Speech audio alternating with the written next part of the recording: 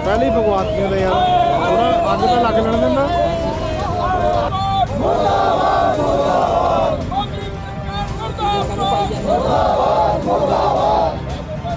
देखो गल इस तरह है, कमेटी बनाई जाती है दोनों पार्टियां की राय नाल, दोनों पार्टियां राय नाल कमेटी च मैंबर पाए जाते हैं। ਇਹਦਾ एक तरफा सरकार तो नॉमीनेट करवाए गए 9 मैंबर, सानू इन्हां मैंबरां दे कोई भरोसा नहीं। ਜਿਹੜੇ ਇਹ ਤੁਸੀਂ ਦੱਸਦੇ ਸ਼ਿਵ ਸੈਨਾ ਵਾਲੇ ਆ, ਇਹ ਤਾਂ ਪੂੰਛ ਹਿਲਾਊ ਕੁੱਤੇ ਬਣੇ ਹੋਏ ਆ। ਉਹ ਜਿੱਕਣ ਇਹਨਾਂ ਦਾ ਮਾਲਕ ਕਹਿੰਦਾ ਉਹ ਉਕਣੇ ਭੌਂਕੀ ਜਾਂਦੇ ਆ, ਉਹ ਜੋ ਮਰਜ਼ੀ ਭੌਂਕੀ ਜਾਣ। ਸਾਡੇ ਪਰ ਇਹਨਾਂ ਚੀਜ਼ਾਂ ਦਾ ਕੋਈ ਅਸਰ ਨਹੀਂ ਹੈਗਾ। ਮੋਦੀ ਸਰਕਾਰ ਆ, ਇਹਨੂੰ ਪਿੱਛੇ ਤੇ ਪਲਾਂਟ ਕਰ ਰਹੀ ਆ ਆਰਐਸਐਸ ਦਾ ਬੇਂਗਾ ਸ਼ਿਵ ਸੈਨਾ। तो इस करके शिव सेना तो जो उपर ते उन्हें हुक्म हो रहा वो बोल रही आ। ਅਸੀਂ ਵੱਧ ਤੋਂ ਵੱਧ ਟਰੈਕਟਰ ਲੈ ਕੇ ਜਾਵਾਂਗੇ ਇੱਧਰ ਤੋਂ ਤੇ ਸ਼ਾਂਤਮਈ ਤਰੀਕੇ ਦੇ ਨਾਲ ਦਿੱਲੀ ਦੇ ਵਿੱਚ ਜੋ ਕੁਝ ਫੌਜ ਕਰਦੀ ਹੈ ਅਸੀਂ ਉਸ ਤਰ੍ਹਾਂ ਹੀ ਟਰੈਕਟਰਾਂ ਨਾਲ ਇਹਨਾਂ ਨੂੰ ਕਰਕੇ ਦਿਖਾਵਾਂਗੇ ਕਿ ਜੇ ਕਿਸਾਨ ਫਸਲ ਪਾਲਣ ਜਾਣਦਾ ਤਾਂ ਪਰੇਡ ਕਰਨੀ ਵੀ ਜਾਣਦਾ ਏ। ਇਹ ਪਹਿਲਾ ਦੇਸ਼ ਹੈ ਜਿਹੜਾ ਸਾਨੂੰ ਆਪਣੀ ਰਾਜਧਾਨੀ 'ਚ ਵੜਨੇ ਤੇ ਰੋਕਦਾ, ਜਾਂ ਤਾਂ ਸਾਨੂੰ ਆਪਣੇ ਬਸਿੰਦੇ ਨਹੀਂ ਸਮਝਦਾ, ਜਾਂ ਫਿਰ ਉਹ ਸਾਨੂੰ ਕਿਉਂ ਰੋਕ ਰਿਹਾ ਏ।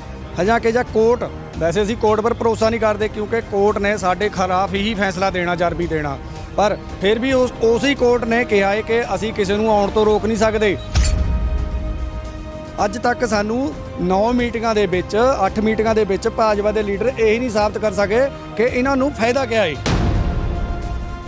ਖੇਤੀ ਕਾਨੂੰਨਾਂ ਦੇ ਵਿਰੋਧ ਦੇ ਵਿੱਚ ਜੋ ਪੰਜਾਬ ਅਤੇ ਦੇਸ਼ ਭਰ ਦੇ ਕਿਸਾਨਾਂ ਦਾ ਕੇਂਦਰ ਸਰਕਾਰ ਦੇ ਖਿਲਾਫ ਸੰਘਰਸ਼ ਚੱਲ ਰਿਹਾ, ਉਸ ਨੂੰ ਲੈ ਕੇ ਕਿਸਾਨਾਂ ਦੀ ਜਥੇਬੰਦੀਆਂ ਦੀ ਕਾਲ ਤੇ ਅੱਜ ਦੇਸ਼ ਭਰ ਦੇ ਵਿੱਚ ਲੋਹੜੀ ਦਾ ਤਿਉਹਾਰ ਤੇ ਕਾਲੇ ਕਾਨੂੰਨਾਂ ਦੀਆਂ ਕਾਪੀਆਂ ਸਾੜ ਕੇ ਜਿਹੜਾ ਹੈਗਾ ਅੱਜ ਕਾਲਾ ਲੋਹੜੀ ਦਾ ਤਿਉਹਾਰ ਮਨਾਇਆ ਜਾ ਰਿਹਾ। ਤਸਵੀਰਾਂ ਦਿਖਾ ਰਹੇ ਤੁਹਾਨੂੰ ਰੂਪਨਗਰ ਬੇਲਾ ਚੌਂਕ ਦੀਆਂ, ਜਿੱਥੇ ਕੇਂਦਰ ਸਰਕਾਰ ਦੇ ਕਾਲੇ ਕਾਨੂੰਨਾਂ ਦੀਆਂ ਕਾਲੀਆਂ ਕਾਪੀਆਂ ਸਾੜਨ ਤੋਂ ਬਾਅਦ ਕਿਸਾਨ ਕੇਂਦਰ ਸਰਕਾਰ ਦੇ ਖਿਲਾਫ ਨਾਅਰੇਬਾਜ਼ੀ ਕਰਕੇ ਆਪਣਾ ਗੁੱਸਾ ਜ਼ਾਹਰ ਕਰ ਰਹੇ ਨੇ।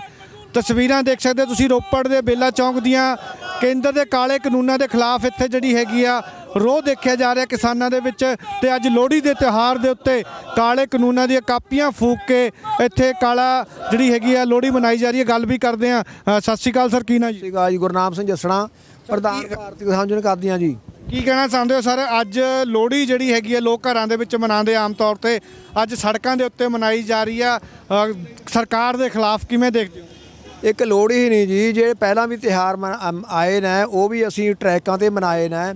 ਜਦੋਂ ਸਾਨੂੰ ਸਰਕਾਰ ਆਰਥਿਕ ਤੌਰ ਤੇ ਤਬਾਹ ਕਰਨ ਤੇ ਤੁਲੀ ਹੈ, ਆਰਥਿਕ ਤੌਰ ਤੇ ਗੁਲਾਮ ਕਰਨ ਤੇ ਤੁਲੀ ਹੈ, ਜਿਵੇਂ ਪਹਿਲਾਂ ਅੰਗਰੇਜ਼ੀ ਸਰਕਾਰਾਂ ਆਪਾਂ ਨੂੰ ਜ਼ਿਮੀਂਦਾਰਾਂ ਜਗੀਰਦਾਰਾਂ ਦਾ ਮਤਹਿਤ ਬਣਾਉਣ ਲੱਗੀਆਂ ਸੀ, ਉਹਨਾਂ ਨੇ ਕਾਨੂੰਨ ਬਣਾਏ ਸੀ, ਉਸੇ ਤਰ੍ਹਾਂ ਅੱਜ ਕੇਂਦਰ ਦੀ ਸਰਕਾਰ ਸਾਨੂੰ ਆਰਥਿਕ ਤੌਰ ਤੇ ਤਬਾਹ ਕਰਨ ਚਾਹੁੰਦੀ ਹੈ ਅਤੇ ਅਸੀਂ ਉਹਨਾਂ ਕਾਲੇ ਕਾਨੂੰਨਾਂ ਦੇ ਖਿਲਾਫ 3 ਮਹੀਨੇ ਤੋਂ ਸੰਘਰਸ਼ ਲੜ ਰਹੇ ਹਾਂ।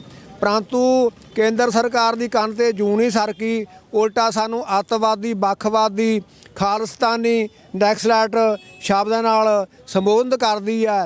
इस केंद्र सरकार दी अखां खोलण वास्ते अते उह दस्सण वास्ते कि जो काले कानून है इन्हां दे खिलाफ आम जनता उठ खड़ी हुई है, तां असीं अज लोहड़ी वाले दिन इन्हां काले कानूनां दीआं कापियां फूकियां अते उस कोर्ट नूं जे सुप्रीम कोर्ट में यह जानबुझ के केस लैके गए हैं, उन्होंने भी ये दस्सण वास्ते कोर्ट नूं कि ये जिहड़े काले कानून है ये बहुत नुकसानदेह है साडे वास्ते, आम व्यक्तियों नाल प्रभावित हुंदा है। सो इस करके असीं अज इन्हां काले कानून ਦੀਆਂ ਕਾਪੀਆਂ ਪਾੜੀਆਂ ਨੇ।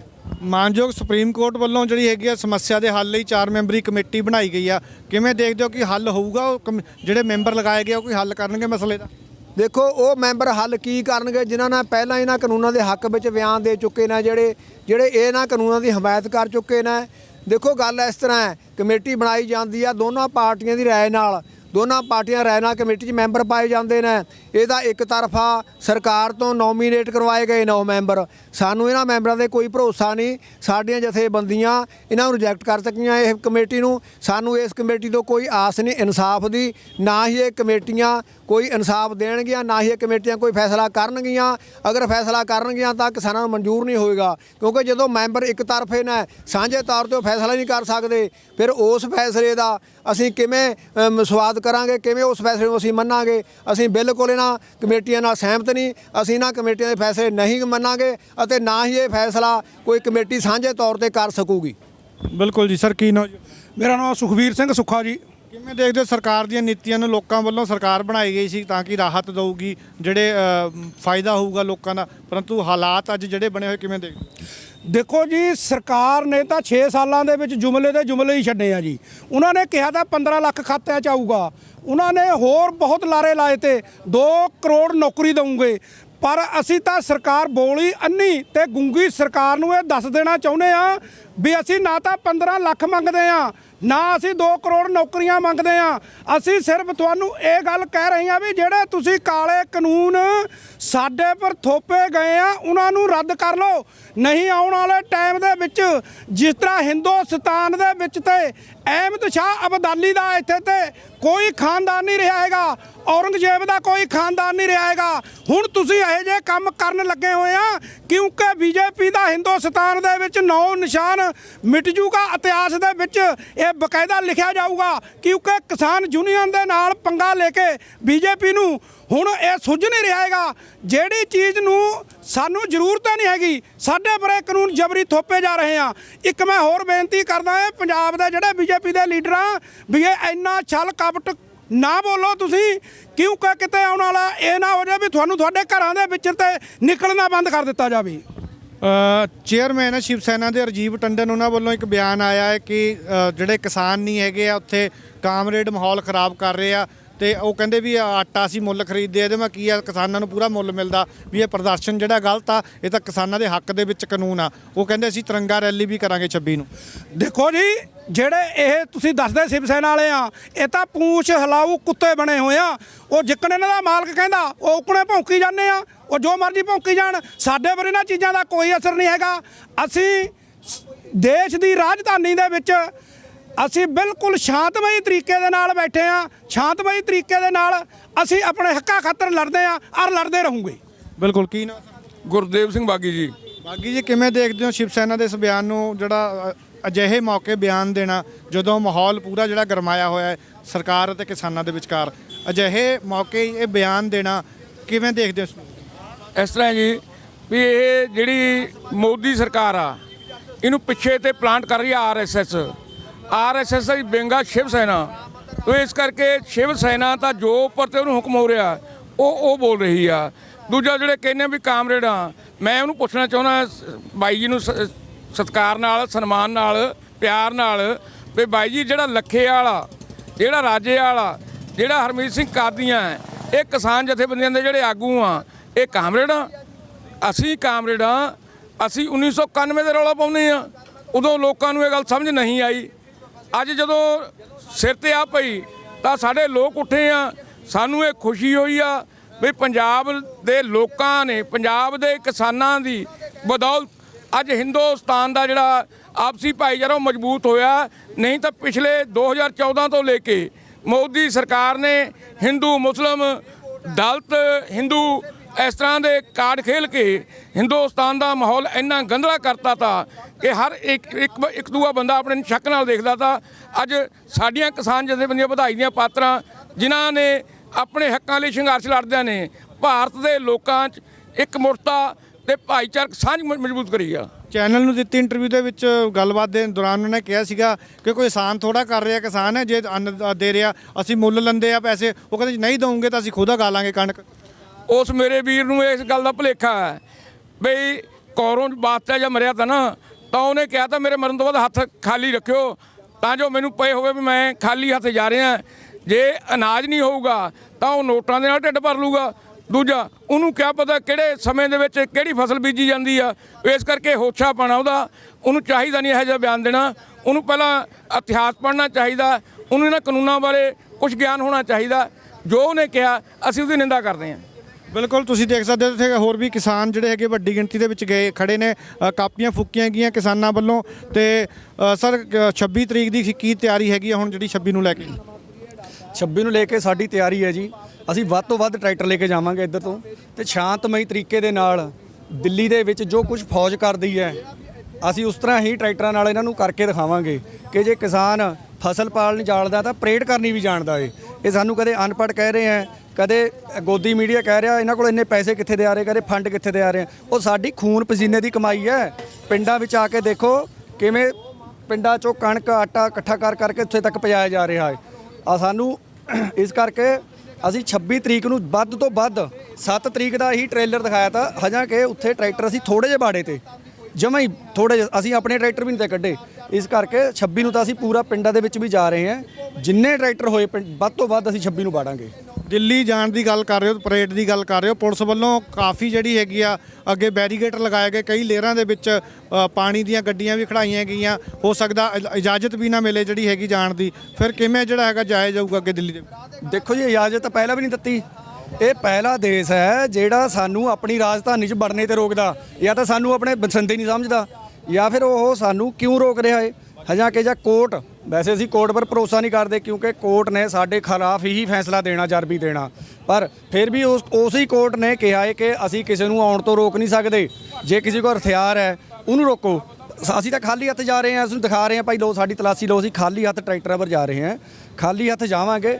ਜਿਸ ਦਿਨ ਅਸੀਂ 26 ਤਰੀਕ ਨੂੰ ਪਿਛਲੇ ਮਹੀਨੇ ਗਏ ਤੇ ਜਦ ਵੀ ਅਸੀਂ ਇੱਕ ਨਹੀਂ ਗਏ ਤੇ ਤੋੜ ਦੇ ਬੈਰੀਅਲ ਤੋੜਾਂਗੇ, ਮਰਨਾ ਪਿਆ ਅਸੀਂ ਮਰਾਂਗੇ ਵੀ, ਆਪਣੀ ਜਾਨ ਦੀ ਬਾਜੀ ਲਾਵਾਂਗੇ, ਕੱਫਣ ਬੰਨ੍ਹ ਕੇ ਸਿਰ ਤੇ ਜਾਵਾਂਗੇ। ਸੋ ਇਹਨਾਂ ਨੂੰ ਹੁਣ ਭੁਲੇਖਾ ਨਹੀਂ ਰੱਖਣਾ ਚਾਹੀਦਾ। ਜਾਂ ਤਾਂ ਕਾਨੂੰਨ ਵਾਪਸ ਕਰੋ ਜਾਂ ਫਿਰ ਜਿੱਤਾਂਗੇ ਅਸੀਂ ਜਾਂ ਫਿਰ ਮਰਾਂਗੇ। ਸੋ ਬਿਲਕੁਲ ਸਤਨਾਮ ਸਿੰਘ ਜੀ ਖੜੇ ਆ। ਸਤਨਾਮ ਸਿੰਘ ਜੀ ਕਿਵੇਂ ਦੇਖਦੇ ਹੋ 26 ਤਰੀਕ ਦੀ ਜਿਹੜੀ ਹੈਗੀ ਤਿਆਰੀ ਆ? ਕੀ ਲੱਗਦਾ ਉਸ ਤੋਂ ਪਹਿਲਾਂ 15 ਤਰੀਕ ਦੀ ਮੀਟਿੰਗ ਆ ਤੇ 18 ਤਰੀਕ ਨੂੰ ਕੋਰਟ ਦੀ ਵੀ ਜਿਹੜੀ ਹੈਗੀ ਤਰੀਕ ਆ। ਕੀ ਲੱਗਦਾ ਜਿਸ ਤਰ੍ਹਾਂ ਫੈਸਲਾ ਆਇਆ 4 ਮੈਂਬਰੀ ਕਮੇਟੀ ਦਿੱਤੀ ਗਈ ਆ, 15 ਤਰੀਕ ਦੀ ਜਿਹੜੀ ਕਿਸਾਨ ਜਥੇਬੰਦੀਆਂ ਤੇ ਕੇਂਦਰ ਸਰਕਾਰ ਦੇ ਮੰਤਰੀਆਂ ਵਿਚਕਾਰ ਮੀਟਿੰਗ ਆ ਉਹਦੇ ਕੋਈ ਸਿੱਟੇ ਨਿਕਲਣਗੇ? ਜਾਣੀ ਕਿ ਜਿਹੜੀ ਮੀਟਿੰਗ ਹੁੰਦੀ ਆ ਆਸ ਤਾਂ ਉਹਦੀ ਆਇਓ ਹੁੰਦੀ ਆ ਕਿਉਂਕਿ ਸਾਡੇ ਜਾਂਦੇ ਆ ਸੀਨੀਅਰ ਲੀਡਰ ਜਾਂਦੇ ਉਹ ਸਿੱਟੇ ਕੱਢਣ ਵਾਸਤੇ ਜਾਂਦੇ ਆ। ਪਰ ਇਹ ਗਲਤੀ ਸਰਕਾਰ ਦੀ ਹੁੰਦੀ, ਸਿੱਟੇ ਕੱਢਣੇ ਨਹੀਂ ਕੱਢਣੇ ਕਿਉਂਕਿ ਅਸੀਂ ਤਾਂ ਬੇਬਸ, ਅਸੀਂ ਆਪਣਾ ਪੱਖ ਰੱਖਣਾ। ਇਹ ਸਪਸ਼ਟੀਕਰਨ ਸਰਕਾਰ ਨੇ ਦੇਣਾ ਹੁੰਦਾ। ਅਸੀਂ ਤਾਂ ਕਹਿੰਦੇ ਆ ਵੀ ਕਾਨੂੰਨ ਰੱਦ ਕਰ ਦੇਵੇਂ, ਅਸੀਂ ਆਪਣੇ ਘਰ ਨੂੰ ਆ ਜਾਈਏ।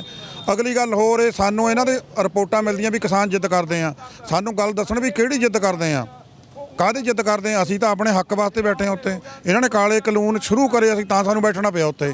ਅਸੀਂ ਤਾਂ ਕਹਿੰਦੇ ਆ ਕਾਲੇ ਕਾਨੂੰਨ ਰੱਦ ਕਰ ਦੇਵੇਂ, ਅਸੀਂ ਆਪਣੇ ਘਰ ਨੂੰ ਆ ਜਾਵੇਂ। ਅਸੀਂ ਤਾਂ ਹੁਣ ਤੱਕ ਸਾਡਾ 3.5 ਮਹੀਨੇ ਹੋ ਗਏ ਜੀ ਇਹ ਸ਼ਾਂਤਮਈ ਧਰਨੇ ਨੂੰ ਚੱਲਦੇ ਨੂੰ। ਇਸ ਤਰ੍ਹਾਂ ਹੀ ਜਿਹੜਾ ਸਾਡੀ ਹਾਈ ਕਮਾਂਡ ਦਾ ਆਰਡਰ ਆ 15 ਤਰੀਕ ਨੂੰ ਜਿਹਨਾਂ ਨੇ ਖੁਸ਼ੀ ਦੇ ਦਿੱਤੀ ਤਾਂ ਵਧਾਈ ਦੇ ਪਾਤਰ ਹੋਵੇਗੀ। ਸਰਕਾਰ ਵੀ ਹੋਵੇ, ਅਸੀਂ ਜੀਵਿਤ ਕਿਸਾਨ ਵੀ ਹੋਵਾਂਗੇ। ਨਾ ਦਿੱਤੀ ਕੋਰਟ ਤੇ ਸਾਨੂੰ ਕੋਈ ਭਰੋਸਾ ਨਹੀਂ। ਫਿਰ 26 ਤਰੀਕ ਨੂੰ ਦਿੱਲੀ ਦੇ ਵਿੱਚ ਅਸੀਂ ਆਪਣੀ ਸਾਡੀ ਰਾਜਧਾਨੀ ਇੰਡੀਆ ਦੀ ਅਸੀਂ ਉੱਥੇ ਟਰੈਕਟਰ ਲੈ ਕੇ ਜਾਵਾਂਗੇ। ਸੋ ਬਿਲਕੁਲ ਕਿਸਾਨਾਂ ਦਾ ਕਹਿਣਾ ਕਿ ਕੋਈ ਉਮੀਦ ਨਹੀਂ ਹੈ ਸਾਨੂੰ ਕਿ ਇਹਦਾ ਮਸਲੇ ਦਾ ਹੱਲ ਕੋਈ ਨਿਕਲੇਗਾ। ਹਾਂਜੀ ਸਰ ਕੀ ਕਹਿਣਾ ਚਾਹੁੰਦੇ? ਗੱਲ ਅਸੀਂ ਹੋਰ ਕਹਿਣਾ ਚਾਹੁੰਦੇ ਤੁਹਾਡੇ ਮਾਧਿਅਮ, ਵੈਸੇ ਉਹ ਜਿਹੜੀ ਉਹ ਕਹਿ ਰਹੇ ਹੈ ਨਾ ਵੀ ਇਹ ਕਾਨੂੰਨ ਕਿਸਾਨਾਂ ਦੇ ਲਾਹੇਵੰਦ ਹੈ। ਹਰੇਕ ਲੀਡਰ ਭਾਜਪਾ ਦਾ ਉੱਠਦਾ ਕਿਸਾਨਾਂ ਦੇ ਲਾਹੇਵੰਦ ਹੈ, ਪਰ ਅੱਜ ਤੱਕ ਸਾਨੂੰ ਇਹ ਨਹੀਂ ਦੱਸ ਸਕਿਆ ਕਿ ਇਹਦੇ ਵਿੱਚ ਕਿਸਾਨਾਂ ਨੂੰ ਕੀ ਫਾਇਦਾ ਏ, ਕਿਵੇਂ ਉਹ ਆਪਣੀ ਵੱਧ ਭਾਅ 'ਚ ਕਣਕ ਵੇਚੂਗਾ, ਕਿਵੇਂ ਉਹਨੂੰ ਫਾਇਦਾ ਹੋਊਗਾ, ਮੁਨਾਫਾ ਹੋਊਗਾ। ਕਹਿੰਦੇ ਆ ਮੰਡੀਆਂ ਆਜ਼ਾਦ ਕਰਤੇ, ਉਹ ਸਾਡੀ ਤਾਂ ਉਰੇ ਮੰਡੀਆਂ 'ਚ ਨਹੀਂ ਖਰੀਦ ਹੋ ਰਹੀ। ਫਿਰ ਅਸੀਂ ਬਾਹਰ ਜਾ ਕੇ ਬੰਬੇ ਜਾ ਕੇ ਕਲਕੱਤੇ ਜਾ ਕੇ ਵੇਚ ਦੂੰਗੇ। ਉੱਥੇ ਕਿਹਦੀ ਮਾਂ ਨੂੰ ਮਾਸੀ ਕਹੋਗੇ ਪੇਮੈਂਟ ਕਿਹਦੇ ਪੈਸੇ ਲਓਗੇ?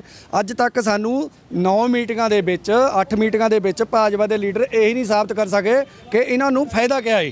ਬਾਕੀ ਸਟੇਟਾਂ ਦੇ ਕਿਸਾਨ ਤਾਂ ਇੱਥੇ ਆ ਰਹੇ ਪੰਜਾਬ 'ਚ ਵੇਚਣ ਕਿਉਂਕਿ ਇੱਥੇ ਰੇਟ ਘੱਟ ਮਿਲਦੇ ਆ। ਬਾਈ ਜੀ ਐਮਐਫਸੀ ਦੀ ਉਹੀ ਗੱਲ ਕਰ ਰਹੇ ਹਾਂ, ਅਸੀਂ ਕਹਿ ਰਹੇ ਹਾਂ ਤੁਹਾਨੂੰ ਐਮਐਫਸੀ ਦੇਵਾਂਗੇ। ਯੂਪੀ ਦੇ ਵਿੱਚ ਐਮਐਫਸੀ ਹੈ, ਉਰੇ ਆਪਣਾ ਪੰਜਾਬ ਦੇ ਵਿੱਚ ਮੱਕੀ ਪਰ ਐਮਐਫਸੀ ਹੈ। ਸਾਡੀ ਮੱਕੀ ਵਿਕਦੀ ਹੈ 700 750 ਰੁਪਏ ਅਸੀਂ ਮੱਕੀ ਵੇਚ ਕੇ ਆਏ ਹਾਂ। ਐਮਐਫਸੀ ਦਾ ਰੇਟ ਹੈਗਾ 1400 ਕੁਛ ਰੁਪਏ ਹੈ।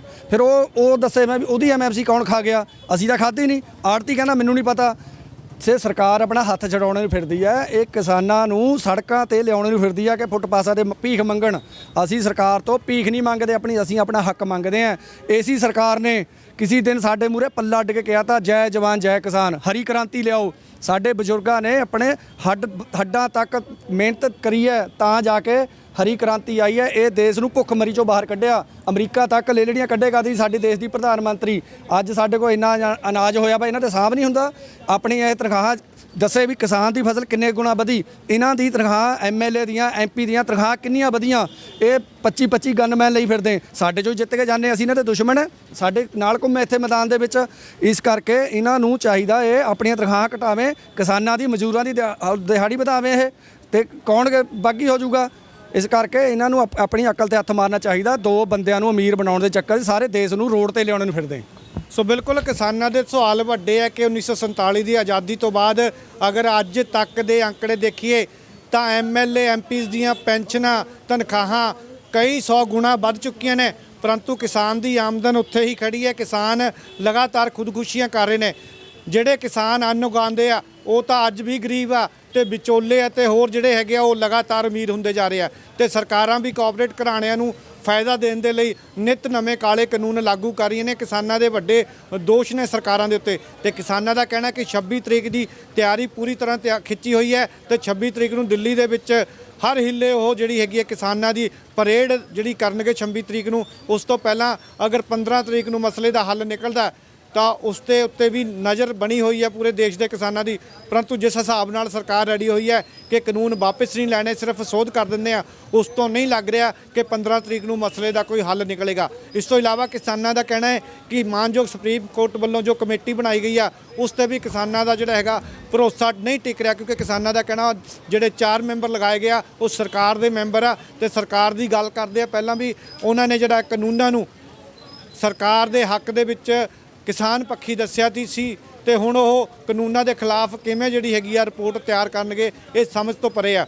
ਸੋ ਦੇਖਣਾ ਹੋਵੇਗਾ ਹੁਣ 15 ਜਨਵਰੀ ਨੂੰ ਜੋ ਮੀਟਿੰਗ ਹੋਣ ਜਾ ਰਹੀ ਹੈ ਕੇਂਦਰ ਸਰਕਾਰ ਦੇ ਮੰਤਰੀਆਂ ਅਤੇ ਕਿਸਾਨਾਂ ਦੇ ਵਿਚਕਾਰ, ਉਸ ਦੇ ਕੀ ਨਤੀਜੇ ਨਿਕਲਦੇ ਨੇ। 18 ਜੋ ਜਨਵਰੀ ਨੂੰ ਮਾਨਯੋਗ ਸੁਪਰੀਮ ਕੋਰਟ ਦੀ ਅਗਲੀ ਤਰੀਕ ਤੈਅ ਕੀਤੀ ਗਈ ਆ, ਉਸ ਦੇ ਵਿੱਚ ਕੀ ਫੈਸਲੇ ਆਉਂਦੇ ਨੇ। ਉਸ ਤੋਂ ਇਲਾਵਾ ਹੁਣ 26 ਤਰੀਕ ਨੂੰ ਦੇਖਣਾ ਹੋਵੇਗਾ ਕਿ ਕਿਸ ਤਰ੍ਹਾਂ ਦਾ ਕਿਸਾਨ ਇਤਿਹਾਸ ਰਚਦੇ ਆ ਦਿੱਲੀ ਦੇ ਵਿੱਚ ਟਰੈਕਟਰਾਂ ਦੇ ਨਾਲ ਰੈਲੀ ਕਰਕੇ। ਨਵਜੋਤ ਸਿੰਘ ਨਾਲਾ, ਸੱਜਣ ਸਿੰਘ ਸੈਣੀ, ਪੰਜਾਬੀ ਲੋਕ ਚੈਨਲ, ਰੂਪਨਗਰ।